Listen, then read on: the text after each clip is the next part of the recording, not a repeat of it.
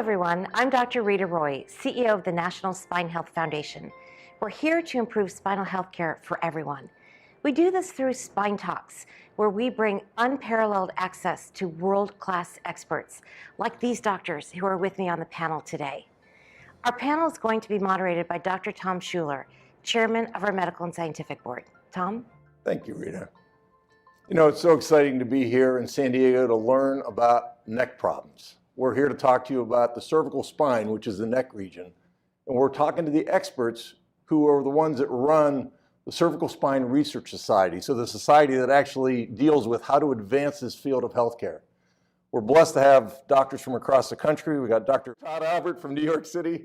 We have Dr. Wang from LA. We have Dr. Vaccaro from Philadelphia. We have Dr. Sasso from Indianapolis. And we have Dr. Harrop from Philadelphia. So we're so excited to get into the concept. And we're going to start, and Todd, I'm going to start with you. Just let's help the public understand what is the structure of the neck. We're going to talk about neck problems, but let's just talk a little bit about the anatomy. So can we describe what the essential anatomy is that they need to understand in neck problems? Thanks, Tom.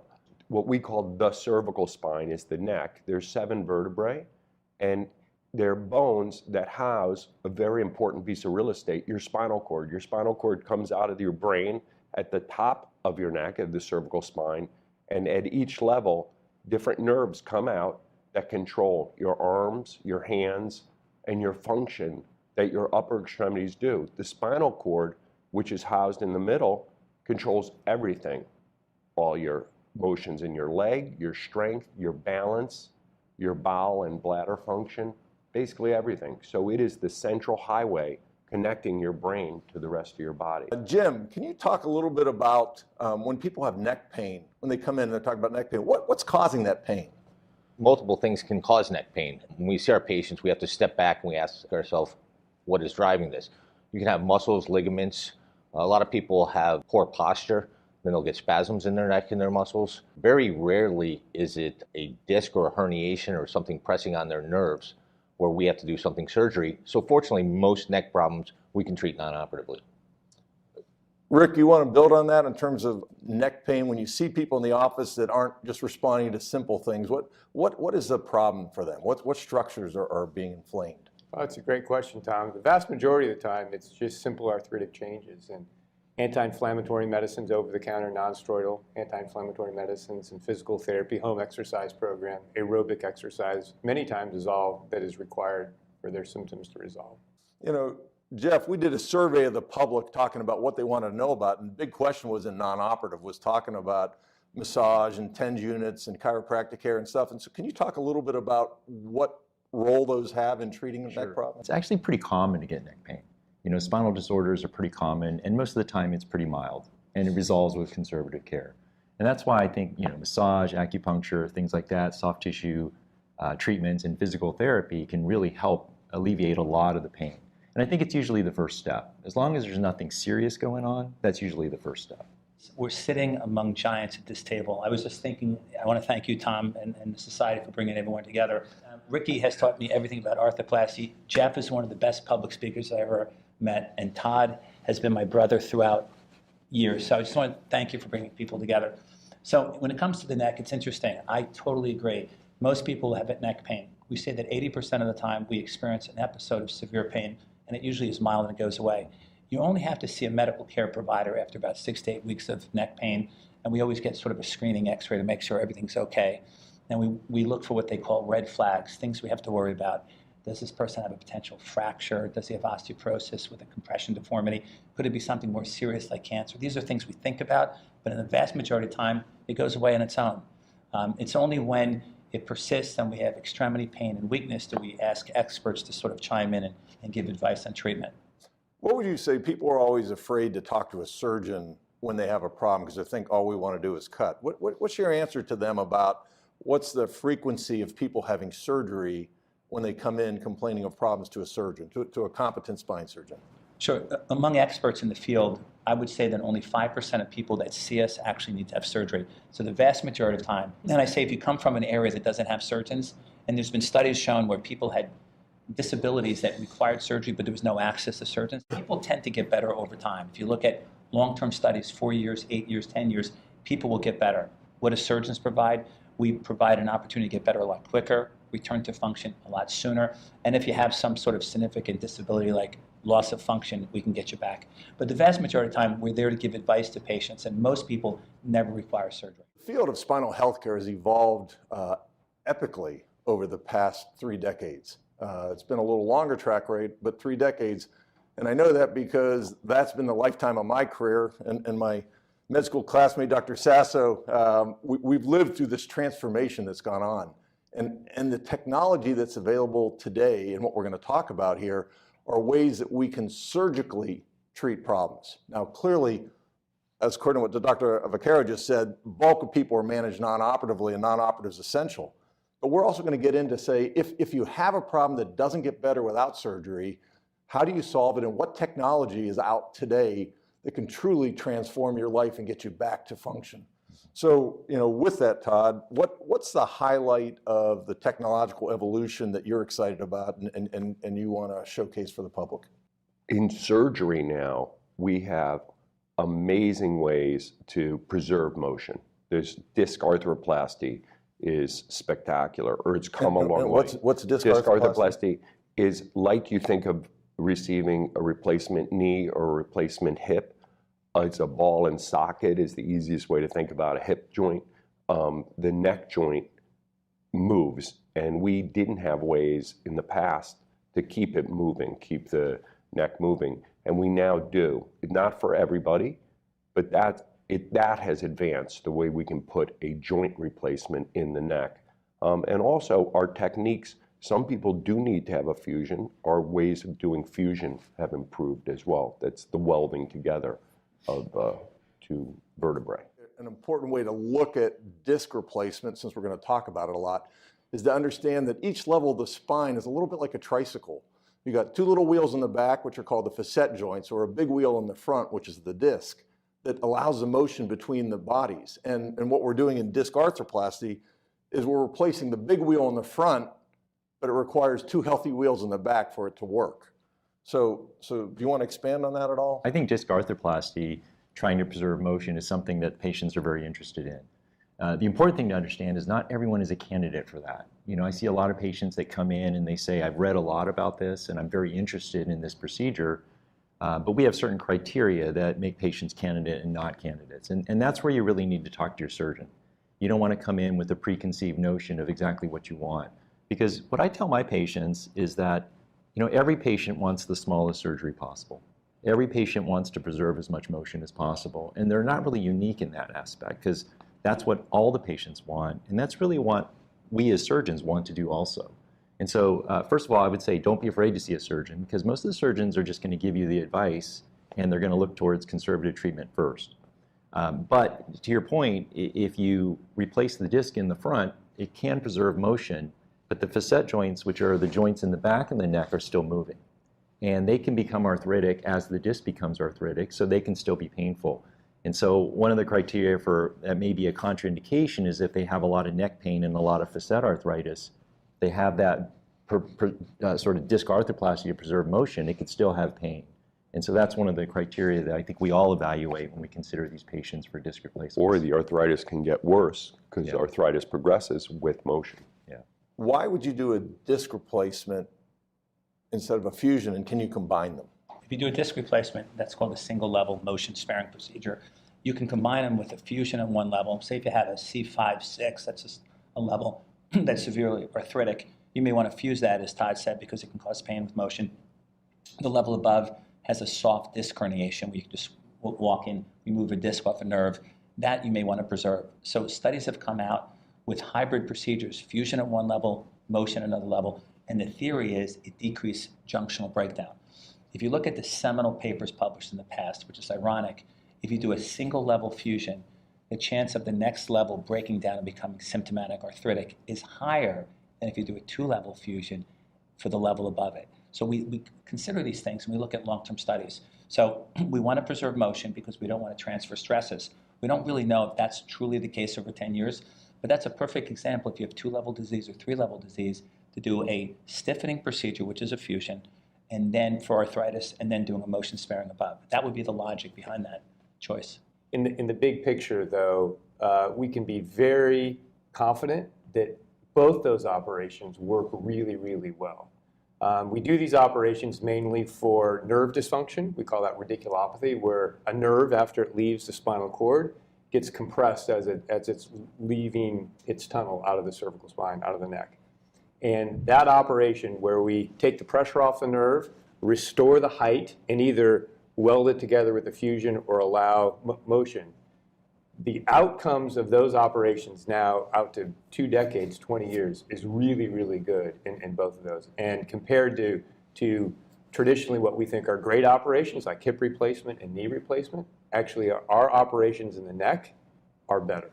Is people always look at a hip replacement as a gold standard, and they do make a big difference in lives. They improve lives.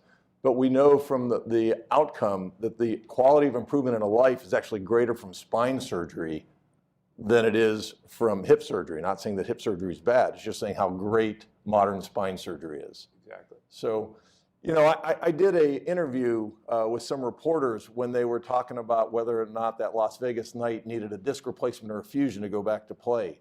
And the common question that came to me from the reporters, which stunned me a little bit, so I think we should talk to the public about, was they said, if that hockey player has a fusion, then he won't be able to move his neck. How will he play? So do you want to explain to the public why a one-level fusion does not prevent them from moving their neck and the benefit of an arthroplasty? Thanks. That's a great question. And I think you have to step back and understand motion in the neck doesn't happen at one single point.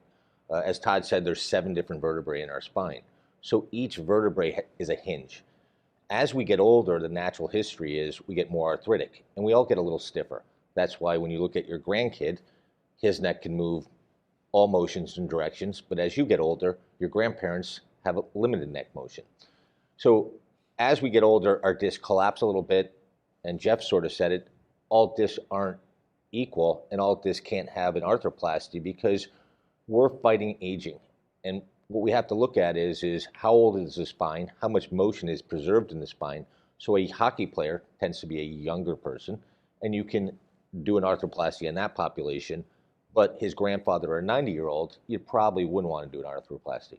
So go back full swing to your question, is when you look at people, as we age, our range of motions decreases, but taking one level is to fuse one level is almost what happens to us as we age. And therefore, if you do a fusion at one level, your body accommodates for that. And you'll get a little bit more motion above or below it. So in essence, a fusion of the neck at one level doesn't stop your motion in the neck. It stops it at one segment, and you have all the other levels to absorb that. We did a study in Philadelphia looking at people who had 2, 3, and 4 level fusions, and we measured their motion really in this very critical way before and after their surgery. And every single patient in that study had more motion after surgery than before, because people's motion is related to pain inhibition, to lots of things, not just they think of the mechanics of that one disc level, as Jim just said. It amazes me when we do multi-level fusions, a cervical fusion, for example, a 3 to 7 fusion, patients never come back to me and say, I lost range of motion, because a great majority of your neck motion, C1, C2, is the top of your spine, which fortunately doesn't get as much arthritis as the rest of the spine. And so looking left and right is probably more of the motion we have, and we can accommodate using our chest and thoracic spine if other levels are immobilized. I know that in the lumbar spine, thoracic spine, we're using robotics, we're using augmented reality, we're doing a lot. Do you want to comment, Alex, a little bit on the use of these technologies and their application to the neck, to treating the cervical spine? So it's interesting. On a weekly basis, Jim and I are at the same university now. We use the robot every week in the thoracolumbar spine, which is the chest. We haven't really used it that often in the neck. It's just being introduced. So I don't have that much personal experience in the cervical spine, and I'm not even aware if it's FDA approved in the cervical spine. I don't think it's approved yet by the government. I love the concept of having a robot assist in surgery because it removes fatigue from the surgeon, it removes tremor, it's more accurate. Jim is an expert in image guidance surgery. So Jim has a computer system in his operating room where he holds a device, he introduces the patient to the computer, they merge together so the computer knows exactly where the patient is in space, and he holds a tool, and it helps him guide where he places instruments. The robot actually holds the instrument, and then you are what they call the effector, and then you introduce the drill or the screw. I think it's a wonderful thing in complex anatomy. So as we deal with cervical deformity, and all of us deal with cervical deformity, sometimes relationships are so difficult to understand from a three-dimensional perspective. What is deformity? The deformity is when you have a crooked neck.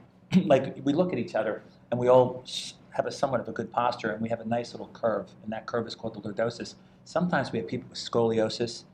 It bends the wrong way, kyphosis. It's sublux. I mean, we have seen collectively, all of us, we've all worked together in the past, some of the most complicated deformities we've ever seen, and a robot and image guidance may help us navigate to make that a safer procedure in the future. Today, the government hasn't approved it, but in the future it will be approved. Because we've talked about technology, and I think we step back and we're missing one point I think has evolved greatly. If you go back the last 50 years, we had x-rays. Patients came in, you got an x-ray. You didn't see that much. Next step came a CAT scan. In CAT scan, you see the bones a little bit better. Then came an MRI. And MRI and things such as SPECT scans or other areas are evolving rapidly. And so when you go to your doctor and you say, I have neck pain, and it's after 6 weeks, and they can't figure something out, our tools are not as advanced yet to understand exactly where the pain's coming. But I think the future is going to be we're going to get better diagnostic tools. And so I just want to let the audience know that, you know, there is a bright spot out there, and I think we're getting better and better every year. And so technology and imaging is greatly advancing, and I think it's going to help us. I think that's such a super important point. I really should have said, like, MRI and different tools that we use to see what the problem is has become, if we really think about the whole patient and like making the diagnosis, I think Jim's point's very important. Quality and the techniques that the scientists that use the MRI have advanced is amazing. And if you look at the research sides of MRIs, we're now able to follow a neuron from your brain, down your spine, the track as it goes through the spinal cord, out your nerve, and down your arm, through the brachial plexus. And this is, it's unbelievable where the radiology is advancing. But how are you applying it in surgery? You know, navigation is, like all things, it was a little slow to start for surgeons because you have to have a whole process to do it. And essentially, for the patients, you can think of it as your iPhone where you have a map. And so if you're going to someone's house, you have the map and you can drive to it, and it helps you. It doesn't drive the car for you, although that's happening soon, and the robots are getting there, but it does give you a roadmap. And so as a surgeon, you can use that to help you in surgery and have your process move quicker, be more efficient, and safer for the patient. Everybody, the public, knows what augmented reality is. You put those goggles on and you see a virtual landscape. So how does that apply to the spine? So it's sort of the next step after navigation, where you have a platform of an imaging study, a CT scan, that we can see in 3 dimensions. And so we can see in 3 dimensions a virtual spine. And just like... well, not just a virtual spine, the patient's spine. The patient's spine in a virtual reality. So we can have the spinal cord have a different color, look different than the bones where we're going to put our instrumentation, different than the nerves that are coming out, different than the vessels, different than the muscles. So we can see things in an augmented, sort of a better way, a better fashion. Right, and I would agree. I think navigation is a fantastic tool. I think it makes the surgery safer for the patients. It gives the surgeon more confidence. And especially with training programs, a lot of us are training residents and fellows. It allows them to see the anatomy. So I do think it results in safer surgery. I think augmented reality is something that's a great educational tool. A lot of times people in training, they can practice the surgery through virtual reality and augmented reality.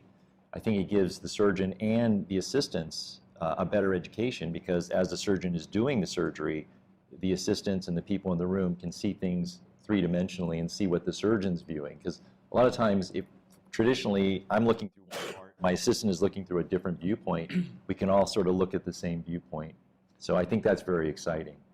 But I think in education, I think that's going to be one of the biggest advances. It's truly a phenomenal world that we're evolving in, and we're helping people because of technology, because of knowledge, because of experts like these. So I want to run down and get one word from each of you describing what you think of spinal health care in 2022. So if you can give me your one word to summarize it. My word would be innovative. My word would be exciting. There's a lot coming down. Return back to function. Function. There you go. Okay. Progressing. We've come a long way, but we've got a long way to go. And I was going to say all those, but I'll use evolving. Well, so I want to give our experts a chance to share with you some wisdom. And so we'll start with you, Jim, and we're going to start to share words of advice for all of our patients about spinal health care. If you happen to be along the road, nothing else worked, and you're finally down to that surgical decision, I would recommend you get a second opinion. And one thing we haven't talked about, which I think is super important, we've learned a lot about, is spinal cord dysfunction, we call myelopathy. And the problem with spinal cord dysfunction is it's not painful. And so many times patients start losing function in their hands, numbness and tingling, difficulty doing fine motor activities, buttoning buttons. And patients may not think that that's a problem coming from their neck. And if you start having these problems, difficulty gait, a little unsteady in their gait, you need to see a spine surgeon. I don't want people to worry about if you get to the point where you're not getting better, don't be afraid of seeing a surgeon. People think, oh my goodness, the operating room, something bad's going to happen to me. I may get hurt, I may get paralyzed. Things have evolved to the point now where I say sometimes surgery is safer than non-operative care. As Rick just said, cervical myelopathy, 68 to 75% of those patients that start getting numbness in their hands, losing fine finger dexterity, losing the ability to ambulate, they will get paralyzed eventually, and surgery is a safer solution. So with today's modern medicine, it's so much safer to proceed to surgery if necessary. Because I see so many patients that come in and they've talked to some of the great healthcare providers that we've seen, physical therapists, their internal medicine doctor, they've talked to their neighbor. They're a little afraid to see a surgeon because they fear that a surgeon is just only going to talk about surgery. And they come in with a bit of misinformation, not anything intentional, but they just don't understand some of the intricacies of the spine. The other thing that I think was alluded to earlier is that we're dealing with the spinal cord. So we talked about most of the conditions are not going to need surgery, but there are some conditions that can be pretty serious, and those would be potentially dangerous not to do surgery. And so the best information I think you can get is to see a surgeon. Don't be afraid to see a surgeon. You'll get the real information. I would just emphasize what Jeff just said. There's almost no surgeon. I can't imagine a person with the oath we take. We're in it with the patient. We're a team, and we only want them to get better. So why in the world would we want to do something with our knowledge that we think is going to either make them worse or put them on a path where they need more and more and more? So I would just emphasize, you should be comfortable to go to a surgeon, and there are certain things that I won't say they're silent killers, but they're silent disablers. And Rick really nicely spoke about spinal cord compression. And if you have those symptoms, you should see a surgeon or someone very expert in making that diagnosis. With today's technology, with today's knowledge, getting the right treatment is essential for people. And waiting too long can lead to bigger problems than getting the best and innovative treatment today. So when you see great surgeons, they don't want to operate unless they know they're going to make you better. And with the technology today, they can make you better when you have the right problem. And so get that evaluation, see the experts, and know that you can get back to your life, you can have your life improved and restored so you can be part of your family and society. And I would like to say that having been a patient, it is very scary to go see a spine surgeon. But one of the things that we are doing at the National Spine Health Foundation is bringing the surgeons to you, bringing the experts to you. And I cannot express my deepest gratitude to this group of humanitarians. They're not just surgeons, they're not just doctors, they're humanitarians and they're people. And if you think about seeing a surgeon who you connect with and you trust, that is the most important thing in identifying and selecting a surgeon. I think it's been said today to get a second opinion because it is a relationship, and that relationship is something that you have to trust. And don't be afraid to see a spine surgeon, but also get informed. And at the National Spine Health Foundation, we provide incredible resources so that you can understand a little bit more about what's going on with you and that you can have a conversation with an expert to help identify the right treatment for you. So I want to thank everybody for being here and for their contributions to what we are doing.